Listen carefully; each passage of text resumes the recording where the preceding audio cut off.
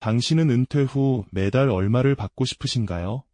그리고 그 돈을 언제부터 받고 싶으십니까?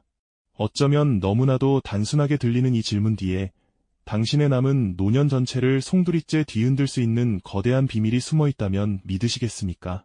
많은 사람들이 연금 수령 시기를 선택하는 것을 그저 몇 가지 옵션 중 하나를 고르는 가벼운 절차로 생각하곤 합니다. 하지만 그 단 한 번의 결정은 앞으로 수십 년간 이어질 당신의 재정적 안정감과 심리적 평온에 지대한 영향을 미치게 되죠. 오늘 들려드릴 한 사람의 이야기는 섣부른 선택이 가져올 수 있는 깊은 후회와 올바른 선택이 가져다주는 삶의 평온을 극명하게 대비시켜줄 겁니다. 이 이야기를 통해 여러분 자신의 미래를 더욱 현명하게 설계할 수 있는 중요한 통찰을 얻게 되실 겁니다. 회사 책상 위 달력에는 은퇴 디데이를 알리는 빨간 동그라미가 선명했습니다.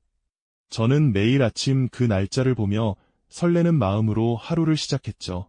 동료들과 함께한 퇴직 기념 파티에서는 축하의 잔이 오갔고 모두가 저의 새로운 시작을 응원해 주었습니다. 집으로 돌아와 소파에 앉아 두툼한 연금 안내서를 펼쳐보았지만 빽빽한 글자와 복잡한 표들은 눈에 잘 들어오지 않았습니다. 그저 이제 매달 꼬박꼬박 돈이 들어온다는 막연한 기대감에 부풀어 있었거든요. 친구들을 만나면 의뢰 은퇴 후의 삶에 대해 이야기꽃을 피웠습니다. 한 친구는 작은 텃밭을 가꾸겠다 했고 다른 친구는 아내와 함께 전국 일주를 떠날 계획을 세웠죠. 저 역시 그들처럼 빛나는 노후를 꿈꾸며 불안보다는 희망으로 가득 찬 하루하루를 보냈습니다. 얼마 지나지 않아 저는 연금 수령 신청서 앞에 앉게 되었습니다.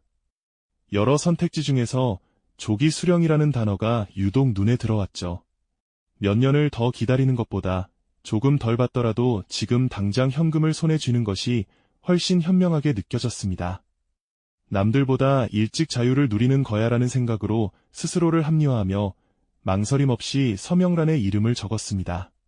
그리고 얼마 후 통장에 첫 연금액이 찍히는 것을 보았을 때 안도감이 밀려왔습니다. 하지만 그 안도감은 그리 오래가지 않았습니다.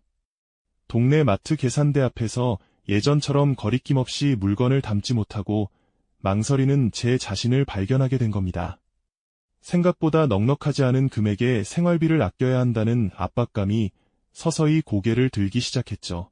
특히 예상보다 훨씬 높게 나온 공과금 고지서를 받아든 어느 날 밤, 저는 식탁에 홀로 앉아 깊은 한숨을 내쉴 수밖에 없었습니다. 시간이 흐를수록 그날의 선택이 가진 무게는 점점 더 무겁게 어깨를 짓눌렀습니다. 5년, 그리고 10년이 지나자 조기 수령으로 인한 감액 페널티는 눈덩이처럼 불어나 제 삶에 직접적인 영향을 미치기 시작했습니다. 제 거울 속 얼굴에는 세월의 흔적이 깊게 새겨졌지만 매달 통장에 찍히는 연금액은 10년 전과 똑같은 숫자 그대로였습니다. 물가는 계속해서 오르는데 수입은 제자리에 머물러 있으니 삶은 점점 더 팍팍해져만 갔죠. 가끔 동창회에 나가면 저보다 몇 년 늦게 연금을 받기 시작한 친구들의 이야기를 듣게 됩니다. 해외여행에서 찍은 멋진 사진을 보여주거나 손주들에게 넉넉한 용돈을 주는 그들의 모습은 부러움을 넘어 상대적 박탈감을 느끼게 했습니다. 늦은 밤, 방 안에 홀로 앉아 컴퓨터로 연금 시뮬레이션 표를 들여다보았습니다. 만약 제가 그때 조금만 더 기다렸더라면 지금보다 얼마나 더 여유로운 삶을 살 수 있었을지, 그 차액이 만들어내는 거대한 격차 앞에서 저는 좌절할 수밖에 없었습니다. 평생이라는 단어가 이렇게 냉혹하게 느껴진 적은 없었네요. 그렇다면 숫자는 어떤 진실을 말해주고 있을까요? 저의 경험을 바탕으로 객관적인 데이터를 살펴보면 그 차이는 더욱 명확해집니다. 일반적으로 연금을 1년 일찍 받을 때마다 일정 비율의 금액이 영구적으로 삭감됩니다. 반대로 수령 시기를 늦추면 매년 정해진 비율만큼 연금액이 늘어나게 되죠. 예를 들어 5년을 먼저 받기로 한 저의 선택은 매달 약 30%의 연금을 평생 덜 받게 된다는 것을 의미했습니다. 처음에는 그 차이가 크지 않게 느껴질 수 있지만 우리의 기대 수명이 늘어난 지금 그 총액의 차이는 상상을 초월하는 수준으로 벌어지게 됩니다.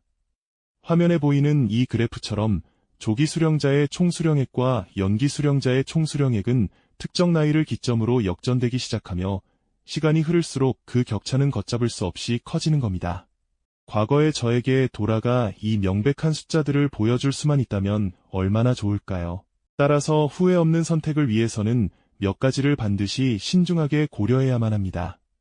첫째는 바로 자신의 건강 상태입니다. 앞으로 건강하게 살아갈 날이 얼마나 남았는지 예측하는 것은 연금 총수령액을 결정하는 중요한 변수가 되거든요. 둘째는 은퇴 후에도 추가적인 소득이 있는지의 여부입니다. 만약 다른 소득원이 있다면 굳이 연금을 서둘러 받을 필요가 없을 수도 있겠죠. 셋째는 부양해야 할 가족이 있는지, 예상치 못한 지출에 대비할 수 있는 여유 자금은 충분한지와 같은 전반적인 재정 상황을 냉철하게 분석해야 합니다. 마치 재무상담사와 마주 앉아 꼼꼼하게 계획을 세우듯 가족들과 함께 미래를 설계하는 시간을 갖는 것이 중요합니다. 연금 수령 시기 선택은 단순히 돈을 언제부터 받을지를 정하는 문제가 아닙니다. 그것은 내 인생의 후반부를 어떤 모습으로 살아갈 것인지를 결정하는 가장 중요한 첫걸음인 셈입니다. 저의 아쉬운 경험이 여러분에게는 미래를 내다보는 현명한 거울이 되기를 바랍니다. 단 한 번의 선택이 당신의 남은 인생 수십 년을 좌우합니다. 저의 개인적인 후회가 담긴 이야기와 냉정한 데이터가 교차하는 지점에서 우리는 이 진실을 마주하게 됩니다. 연금 수령 시기를 결정하는 것은 단순히 숫자를 선택하는 행위가 아니라 은퇴 후 내 삶의 질을 결정하는 가장 중요한 첫 단추를 꿰는 일이라는 것을 말이죠. 만약 당신이 은퇴를 앞둔 그때의 저에게 단 한마디 조언을 해줄 수 있다면 어떤 말을 해주시겠습니까? 오늘 이야기가 당신의 미래를 그리는데 작은 도움이 되셨다면 구독과 좋아요로 응원해 주시기 바랍니다. 다음 영상에서는 은퇴 후 삶을 더욱 풍요롭게 만들어줄 또 다른 중요한 요소에 대해 이야기해 보겠습니다.